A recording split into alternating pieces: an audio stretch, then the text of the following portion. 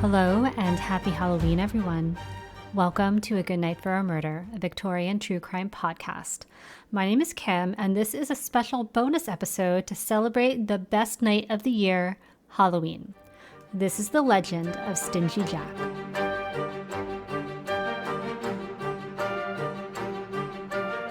A Good Night for a Murder is a true crime podcast that does cover stories including death, violence, sexual assault, and other adult themes. Please take care while listening.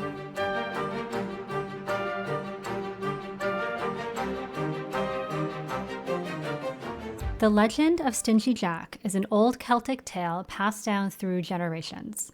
The most common telling of the tale introduces us to a character known as Stingy Jack, who was an all-around rotten guy. He was a drunk, a liar, and a cheat. He was so disliked and vile, in fact, that the devil himself caught wind of Stingy Jack, and he decided, there's no point in waiting, his soul definitely belongs to me. So he headed up to the land of the living to find Stingy Jack. The devil found Jack wandering home at midnight after a night of drinking, and he said, "Well, hello, Jack. I'm the devil, and I'm here for your soul. You're coming with me." Jack, who seemed like he was expecting this to happen one day, did not seem fazed and replied to the devil, "Well, if this is the end, will you allow me one last round of drinks at the pub?" To which the devil said, "Sure, sounds like my scene," and they head off to the pub together. Jack and the devil actually enjoy several rounds of drinks together, but eventually the devil said, "Enough is enough, it's time to go." But Jack didn't have enough money to pay their bill, and he argued that the staff wouldn't just let them walk on out of there. So he told the devil to turn himself into a coin that Jack would use to pay their tab. Then, when the bartender wasn't looking, just turn himself back, and they'll sneak out of there. The devil finds this plan of deception somewhat admirable, so he agreed. He turned himself into a coin. Except Jack didn't hand the coin over to the bartender. He put the coin right in his pocket, in which he was also carrying a crucifix.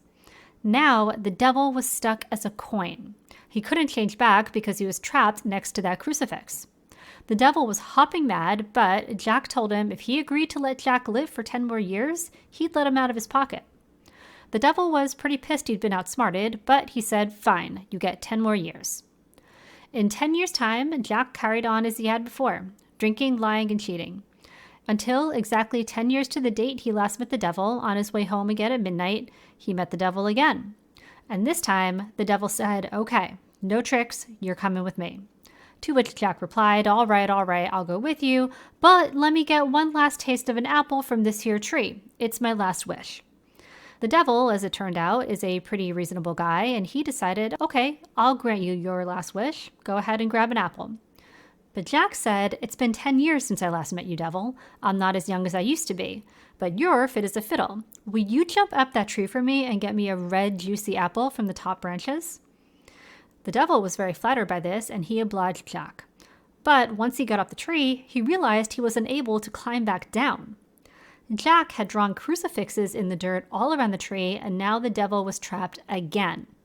He said to Jack, "What do you want to let me go free this time?" And Jack said, "I want you to promise that you'll never take my soul." And the devil agreed. He said, "Jack, you've won. I won't take your soul. Now let me out of this tree, and we'll be done with one another for good." Jack, who was feeling pretty pleased with himself at this point, erased all the crucifixes he'd drawn around the tree, and the devil was free to go. And true to his word, Jack never saw him again. Until one day, Jack's time on Earth did finally come to an end, as it always has and will come for all of us. Jack knew the devil wouldn't take his soul, so he headed for the pearly gates of heaven. But as he approached, St. Peter met him and told him no, he can't get into heaven. He spent his whole life lying, cheating, and sinning. So Jack turned away and headed the only other direction there was to go, which was down. Down until he reached the gates of hell. And there, he finally met the devil again, but the devil wouldn't open the gates of hell to him either. They had a deal. He would not take Jack's soul. Jack said, "But what do I do now? I can't go to heaven, and it's dark here between worlds." The devil laughed and then flung him a bit of hellfire from inside the gates and told Jack, "There, use that to light your way and be gone. Now I truly never want to see you again." Jack had no choice but to carve out the inside of a turnip he'd been carrying with him and use it as a basket to hold the hellfire. Then he walked off from the gates of hell to wander purgatory forevermore with only his lantern to light his way and come to be known as Jack o' the Lantern. and that is the legend of Stingy Jack. Another common telling appeared in the Dublin Penny Journal in 1836, where Jack, who was apparently not all bad in this version, helped an old man who would be revealed to actually be an angel in disguise. As a reward, the angel agreed to grant Jack 3 wishes. Despite his recent good deed, though, Jack would prove to be stingy to his core and wished for the following. Should anyone ever take a seat that was his, they'd be stuck to that seat and to the ground until Jack let them go. Or should anyone touch Jack's tools, they'd also be stuck to the ground in that exact spot until Jack let them go. Or should anyone take wood from his trees, they'd be stuck to the tree until Jack let them go. Now, the angel had made a promise, so he was forced to grant Jack these 3 wishes, but Jack's selfishness had lost him his spot in heaven. So years went by, and finally it came time for Jack to move on to the afterlife. So the devil sent one of his messengers to come haul Jack in. Jack recognized what was going on here and tricked the devil's messenger to sit in one of his seats, which the messenger did. In accordance with Jack's wish, the messenger got stuck to the seat and told Jack if he let him go, he'll never see the likes of him again. So Jack let him go. But the devil sent another messenger who Jack also tricked into touching his tools, after which he also got stuck and made the same deal with Jack that the first messenger did to be set free. After the second messenger returned to hell empty-handed, the devil said, "You know what? I'm going up there myself." And he did. The devil himself had come to collect Jack's soul, but somehow Jack also tricked him into taking a stick out of one of Jack's trees, and the devil found himself stuck to the tree. He made the same deal with Jack as his 2 messengers before him, that if Jack let the devil go, he'd never bother Jack again, and he can keep his soul. And Jack agreed. However, Jack's time on Earth was up, and he had to go somewhere. It's at this point this version and the original converge to where Jack is rejected from both heaven and hell, forcing him to wander the earth for the rest of eternity with his carved lantern. This version of the story was also made into a poem by Hercule Ellis and published in 1851 in a book titled The Rhyme Book. Now, Jack-o'-the-lantern is one personification of a phenomenon common in European folklore called will-o'-the-wisp. A will-o'-the-wisp refers to atmospheric ghost lights, meaning lights or fires that appear in the atmosphere without an obvious cause, that are seen by travelers at night. Will-o'-the-wisps specifically are usually seen over bogs, swamps, or marshes and resemble a flickering lamplight, misleading travelers into the swamps, often never to be seen again.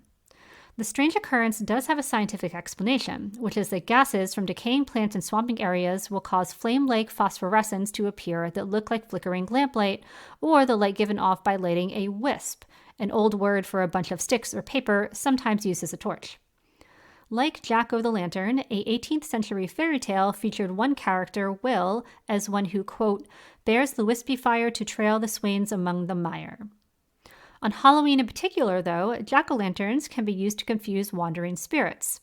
Akin to the legend, in 19th century Ireland, it was common to hollow out turnips, rutabagas, and large beets and carve faces in them for this exact purpose. This was most popular during the Celtic festival of Samhain, which we now celebrate as Halloween, as this is the date that the veil between the spirit and the living worlds is the thinnest.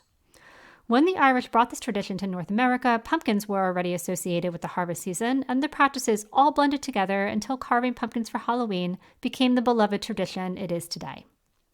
My friends, I hope you have a safe and happy Halloween. Head on over to Instagram, TikTok, or YouTube at A Good Night for a Murder and let me know what you thought of tonight's bonus episode. You can also see some photos and source links for this episode on the episode blog on my website at agoodnightforamurder.com. Also, follow me on Instagram, TikTok, or YouTube at A Good Night for a Murder. Please rate and review and share with friends. Thank you for listening, and I will talk to you again soon.